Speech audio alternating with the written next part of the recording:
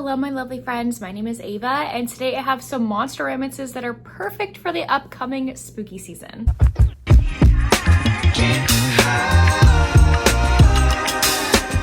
These are monster romances that I would definitely recommend that you pick up if you're wanting some spooky or just amazing monster vibes for the spooky season coming up. The first one that I'd love to mention is Lady Venom Takes a Mistress by Kat Blackthorne. This one is a sapphic monster romance. I'm not gonna say what kind of monster the monster heroine is because you figure that out on your own. The human woman in this situation has always been told her entire life, don't go into the woods because Lady Venom will snatch you up. Like it's kind of like an old wives' tale kind of story to scare children from not going out into the woods.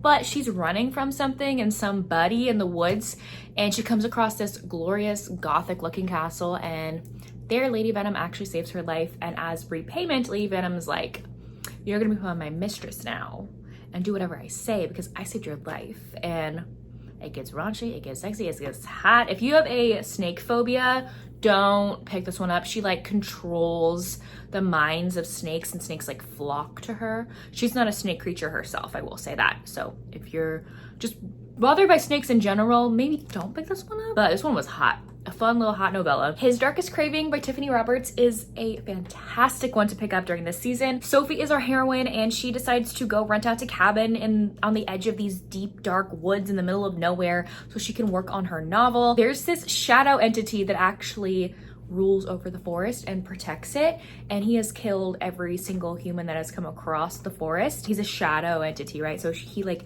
goes through the cracks of her house and is looming over her ready to kill her, and he can't do it.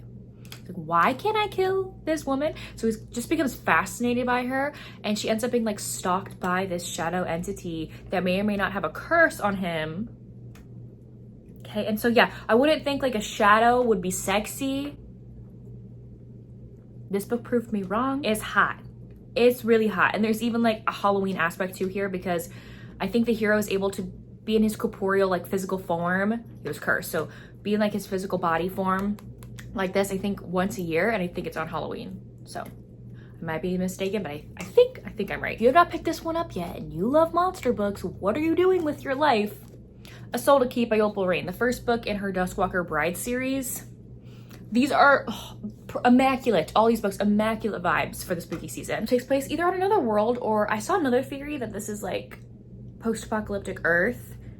I don't know. I'm just gonna say it's a fantasy world. It could be fantasy world of Earth. Anyway, in this world, you have humans, you have demons, and you have Duskwalkers.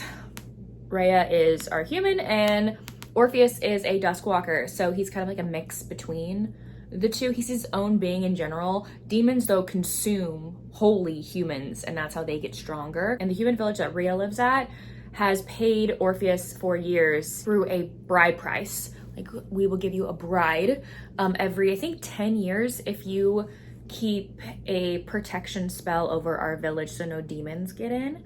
And Rhea is the sacrifice this year, the unwilling sacrifice this year. She's absolutely terrified of Orpheus. Obviously, look at him. He's kind of scary looking, but he's the biggest softie in the entire freaking world. The atmosphere in here is immaculate. Spooky vibes, but like more cozy, spooky vibes, if you know what I'm saying. It's great. This book deserves all the hype this series does. I just started book number 4, so I'm hoping I love that one as much as this one. Another novella that I have is Blood Moon by Julian Graves. I actually have 2 special editions to show off. I wanted to show this one off, but I have to put it down because her boobs are fully out in this. But like, oh my gosh, this one is so stinking hot. So hot. I'll hold up this one. This is a different special edition that I got. This is the Grumpy Sunshine romance. The heroine is the grump and the hero is sunshine, and he is also a vampire and she's a witch. She owns this bar for magical creatures, and she's kind of running low on business. She's like, why? Where are my customers going?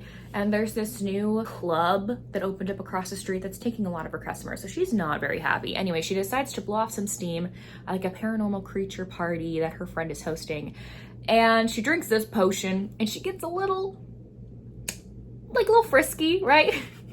And she meets this hot vampire dude at the party and just like has a grand old time with him that night. That's what the cover that I showed off, that's their first hookup scene in a shower. Like, it's hot. Anyway, she ends up finding out that that guy she had an amazing time with actually is the manager of the club across the street, and she is pissed. Even though he's like it's fine. I'm really attracted to you. Who cares? She's like, no, you're taking my customers. You're taking my livelihood. And he doesn't care. He wants her so badly. There's this one scene of them hooking up in the club, and there's mirrors on the ceiling. And in this book, like vampires, you cannot see the reflection. And so she's looking up and you can't see him, but you can see her, and they're hooking up on this dance floor. No one's in the club, by the way. They're all by themselves. But like that scene lives in my head rent-free along with the shower scene. It's delicious. If you want another little novella, I have Jack by Leila Fay. So this one is really short, like microscopic, but the vibes are there. The vibes are there. It's about our heroine hooking up with this guy who was like a jack-o'-lantern for a head. There you go. That's basically it. I don't want to spoil anything else. There's also Jack 2, if you're interested, which is a romance with this couple right here's son and another woman who may or may not have been named after me.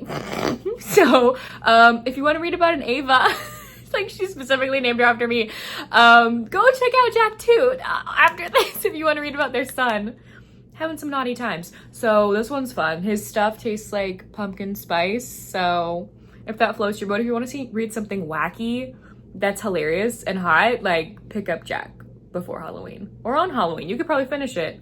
Start and finish it on Halloween. Next, I have Sweet Vengeance by Viano Onimo. I think that's how you pronounce her name. I'm so sorry if I'm butchering that. Please correct me if I am wrong. The title kind of explains this book. The heroine was sexually assaulted by, I believe, a coworker of higher authority than her, I'm pretty sure. And she wants vengeance for what happened to her, rightfully so. So she summons a demon to help her get said vengeance, and he is eating it up. He is immediately attracted to her. Obviously, she's a gorgeous woman, but her vengeance just feeds his lust towards her, and oh, it's delicious. I loved the revenge plotline in here, and just both of them reveling in making this man's life miserable because he deserves it, right? I loved like the witch vibes, like summoning him, like perfect for the spooky season. I have 2 novellas to mention by Violet Taylor. If you're wanting one author to marathon during the spooky season, Violet Taylor is your girl, okay? She writes dark,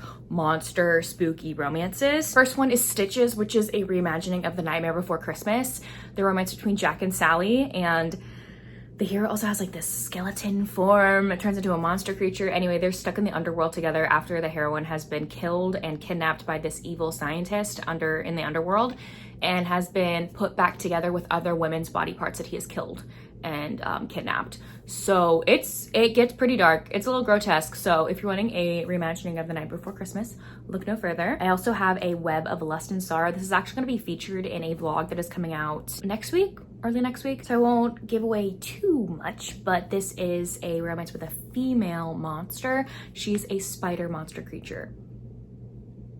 That's all I'm gonna say because I don't want to spoil my vlog. Dare Death by K.L. Mann is a fun, very short novella.